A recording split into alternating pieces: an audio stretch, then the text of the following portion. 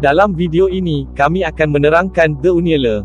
Filem ini mengisahkan seorang lelaki yang sering dibuli oleh rakan-rakannya dan akhirnya mendapat rahsia kuasa. Adakah dendam mangsa pembuli akan membawa kebaikan pada akhirnya?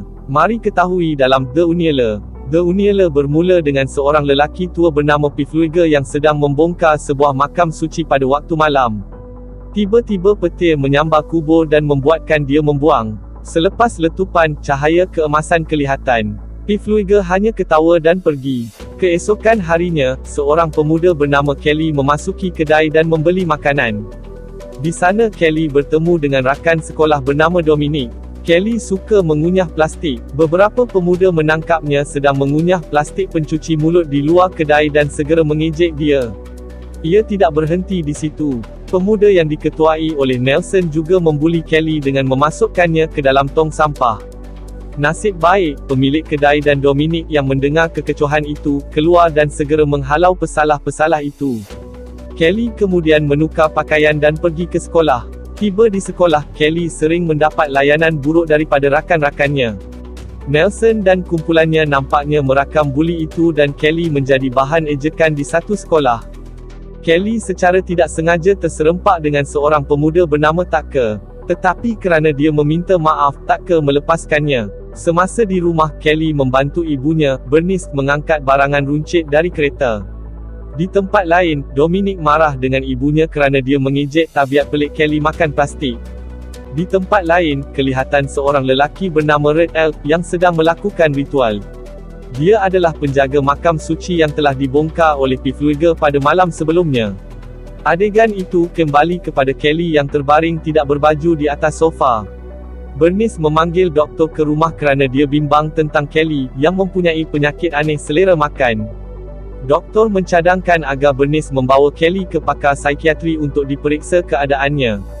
Doktor kemudian menjemput Bernice untuk makan malam, tetapi dia menolak. Adegan bertukar kepada Pifluiger yang mempromosikan kuasa penyembuhannya kepada rakyat. Seorang wanita tua yang mengalami kesukaran berjalan menghampiri Pifluiger dan memohon untuk disembuhkan. Secara ajaib, Pifluiger berjaya menyembuhkan wanita itu hanya dengan menyentuh kakinya. Semua orang yang menyaksikan ini kagum dengan kuasanya, termasuk Bernice. Dia kemudian merayu Pifluiger untuk menyembuhkan anaknya. Pifluiger kemudiannya bersetuju. Selepas Bernice pergi, Pifluiger dikunjungi oleh Red Elk yang mengetahui bahawa dia mendapat kuasa selepas membongkar kubur keramat. Red Elk menggesa Pifluiger untuk memulihkan kuasanya, tetapi Pifluiger enggan dan mengatakan bahawa dia mahu kuasa-kuasa itu. Pifluiger pergi ke rumah karavan Bernice. Dia meletakkan tangannya di dahi Kelly yang terbaring lesu. Pifluiger merasakan sensasi aneh apabila dia menyentuh Kelly yang membuatkan dadanya sesak. Lelaki tua itu berdalih sebentar ke bilik air untuk mengambil ubat. Pifluiger sekali lagi cuba menyembuhkan Kelly. Apabila kulit mereka bersentuhan, badan lelaki tua itu bergegar, kemudian tiba-tiba rebah lantai tidak sedarkan diri. Selepas Pifluiger jatuh, Kelly kemudian bangkit segar dan cergas serta perut lapar. Bernice kemudian menghubungi polis dan menghubungi ambulans. Sheriff Adler tiba dan Pifluiger disahkan meninggal dunia. Adler berkata Pifluiger mengalami gangguan mental dan meminta maaf kerana lelaki tua itu takut dan menipu Bernice dan anaknya. Kelly dan ibunya memutuskan untuk merahsiakan apa yang sebenarnya berlaku. Keesokan harinya, Kelly cedera semasa membaiki basikalnya. Tetapi luka itu segera sembuh. Kelly sangat gembira dan berfikir bahawa kuasa penyembuhan Pifluiger telah dipindahkan kepadanya. Kelly kemudian memberitahu ibunya. Dia mengambil tin minuman yang dipegang ibunya dan meminumnya. Bernice sangat bersyukur akhirnya anaknya dapat makan seperti biasa dan kelihatan lebih sihat dan lebih bersemangat. Kelly kemudian bertemu dengan Dominic yang mengatakan bahawa dia kelihatan berbeza. Selepas Dominic pergi, Reed muncul dan memukul Kelly. Tetapi Kelly sama sekali tidak cedera dan dalam kesakitan. Sebaliknya, Reed yang terluka dan merasai keperitan yang dilakukannya sendiri. Reed mengadu kepada bapanya, Gus, yang merupakan jurulatih bola sepak di sekolah Kelly. Petang itu, Gus melawat rumah karavan Bernice dan bertanya kepada Kelly tentang pergaduhannya Reed. Tetapi Bernice enggan bercakap dengan Gus dan segera menutup pintu. Bernice menuntut penjelasan daripada anaknya dan Kelly memberitahu ibunya apa yang sebenarnya berlaku semasa berlatih bahawa dia tidak boleh merasa sakit. Kelly meminta Bernice untuk mencubitnya, tetapi yang berlaku sebaliknya adalah Bernice sendiri yang merasakan sakit akibat cubitan. Bernice mempercayai kata-kata anaknya dan meminta Kelly merahsiakan kuasanya. Semasa belajar di dalam kelas, Kelly membayangkan dirinya melakukan hubungan seks dengan Dominic dan Sarah. Dominic merasakan sensasi aneh di kawasan sensitifnya, tetapi dia cuba menahannya kerana dia sedang mengikuti pelajaran di dalam kelas. Namun, Sarah tiba-tiba menjerit di dalam kelas kerana keseronokan yang dirasainya. Ternyata kuasa Kelly juga mampu membuatkan seseorang dalam fikirannya merasakan apa yang dibayangkan pada masa yang sama. Petang itu, sekolah Kelly sedang mengadakan pesta. Nelson dan, sila like dan subscribe channel kami. Terima kasih.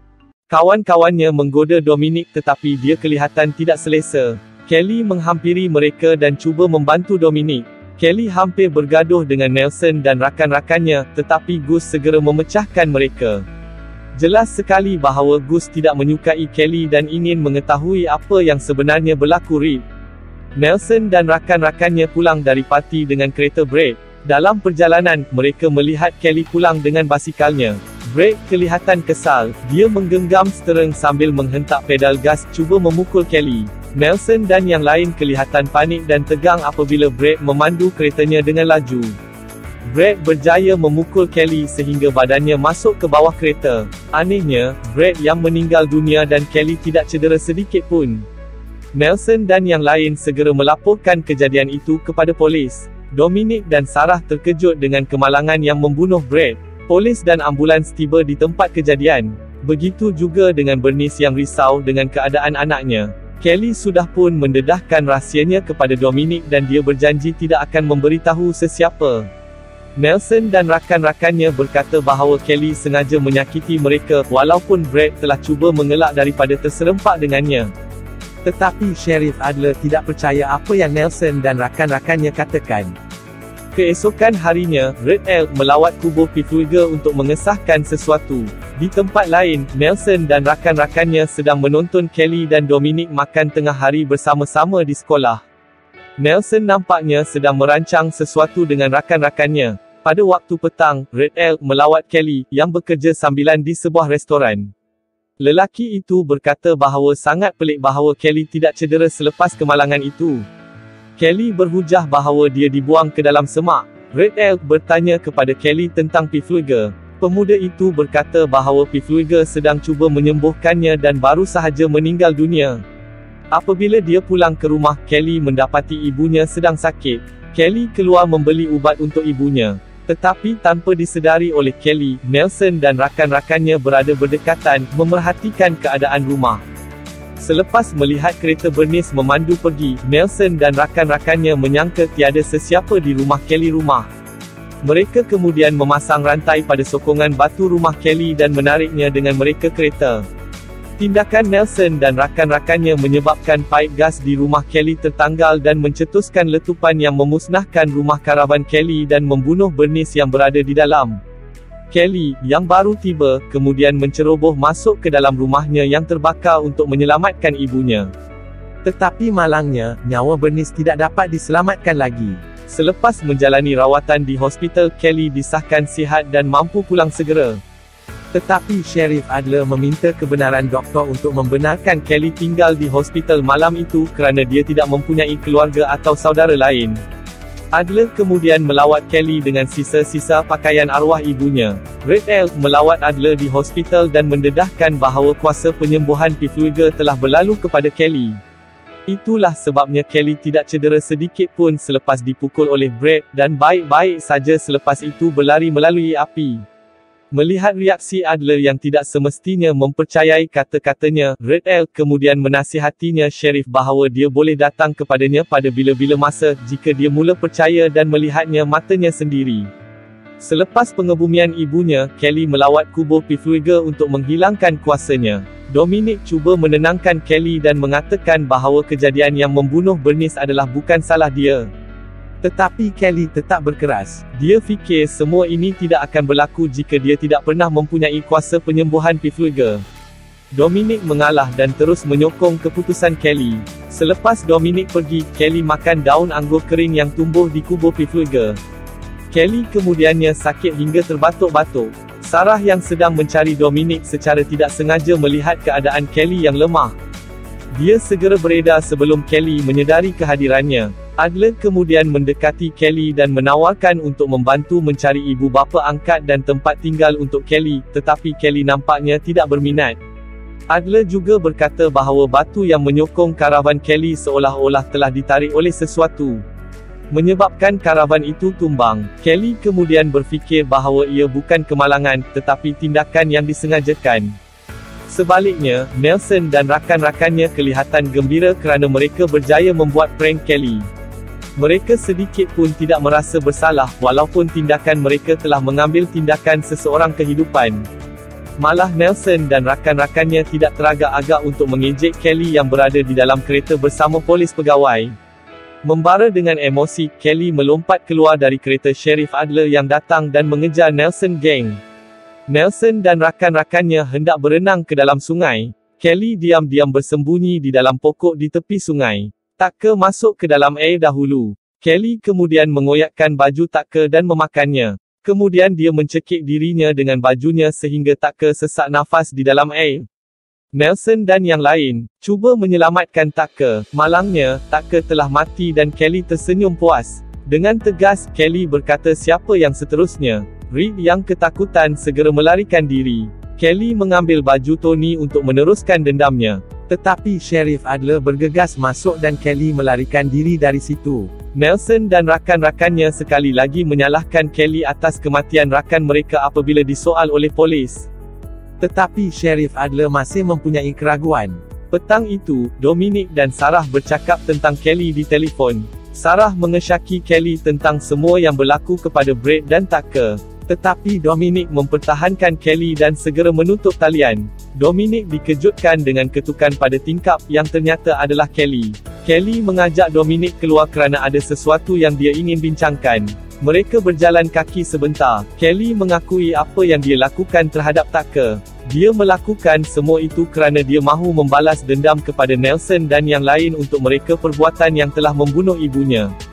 Dominic cuba menasihati Kelly bahawa membalas dendam bukanlah jalan keluar. Dominic mencadangkan bahawa dia memikat Nelson untuk mengaku, bukan dengan membunuhnya dan yang lain.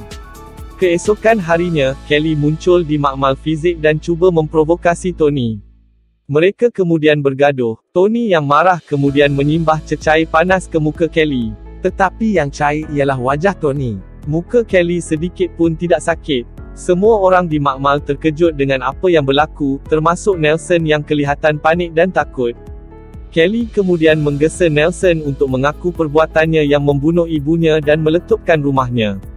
Tetapi Sheriff Adler bergegas masuk dan Kelly bergegas keluar dari situ. Sarah melawat Nelson pada waktu malam. Dia memberitahu Nelson tentang kelemahan Kelly. Mereka bergegas ke kubur Pfluger dan mengambil daun anggur kering hingga ke akarnya. Nelson kemudian merendam daun, dan memasukkan air yang direndam dalam daun anggur kering ke dalam tiup. Sheriff Adler akhirnya mengakui bahawa apa yang dikatakan oleh Red Elk tentang Kelly adalah benar. Red Elk dan polis akhirnya membongkar kubur Pfluger untuk melakukan ritual untuk membuat Kelly kalah kuasanya. Sheriff Adler kemudian pergi ke sekolah dan cuba menjelaskan segala yang berlaku kepada Gus. Tetapi jurulatih tidak percaya. Adler kemudian memeriksa kereta Nelson. Dia menemui rantai dan tinggalan batu. Polis kemudian menyoal siasat Nelson. Tetapi Nelson masih tidak mengakuinya. Kemudian datang Kelly yang mengancam untuk menggerudi kaki Nelson jika dia tidak mengakui apa yang dia telah lakukan. Nelson tetap berkeras. Kelly menggerudi kakinya dan Nelson adalah orang yang mendapat luka dan kesakitan. Dominic yang melihat kejadian itu segera menghampiri Kelly. Nelson menyembur air yang direndam dalam daun anggur kering pada badannya apabila Kelly tidak berjaga-jaga. Kelly serta-merta menjadi lemah. Pada masa yang sama, Gus merampas pistol daripada Adler dan menembak kepala Kelly. Tetapi ternyata kekuatan Kelly masih ada dan tembakan itu membunuh Gus dan Nelson. Melihat dua orang mati di hadapannya kerana kuasa Kelly, Dominic berasa sangat kecewa. Dominic berkata Kelly telah berubah. Dia tidak menyukai Kelly semasa dan membencinya. Kelly, sangat sedih kerana Dominic kini membencinya, segera mengambil pistol Adler dan cuba melakukannya membunuh diri. Tetapi Sheriff Adler cuba menenangkan Kelly dengan mengatakan bahawa Red Elk boleh menghilangkan kuasanya. Dominic yang masih risau dengan keadaan Kelly lantas memujuknya. Kelly akhirnya melepaskan niat untuk membunuh diri. Pada waktu petang, Red Elk melakukan ritualnya pada Kelly, diiringi oleh Adler dan Dominic. Apabila selesai, Red Elk mengatakan bahawa kuasa telah bersatu dalam Kelly, dan satu-satunya cara untuk menghilangkan kuasa itu ialah membunuh Kelly supaya kuasanya dipindahkan kepada Red Elk. Tiba-tiba polis datang ke kawasan perkuburan, memburu Kelly yang kini menjadi buruan. Kelly cuba melarikan diri bersama Dominic, tetapi polis berjaya menembak Kelly dan juga mencederakan Dominic. Kedua-duanya segera jatuh ke dalam kubur Pifluger. Kelly tidak cedera, tetapi Dominic sedang nazak. Melihat satu-satunya orang yang dicintainya tidak menunjukkan tanda-tanda kehidupan, Kelly nekat untuk makan separuh daripada paru-paru Pifluger. Kelly mati serta-merta. Sheriff Adler hanya mampu menangisi nasib malang yang menimpa Kelly dan Dominic. Ketika mayat Kelly dan Dominic berada di dalam ambulans, tiba-tiba Dominic tersedar dalam keadaan sihat dan hanya merasakan rasa gatal di dadanya. Ternyata kuasa penyembuhan Kelly telah dipindahkan kepada Dominic kerana Kelly telah mati. Filem itu tamat. Sila layari peti deskripsi channel ini untuk beri sokongan anda. Sila like dan subscribe channel kami. Kami terus berusaha untuk upload filem-filem yang menarik dalam channel kami. Selamat menonton dan terima kasih.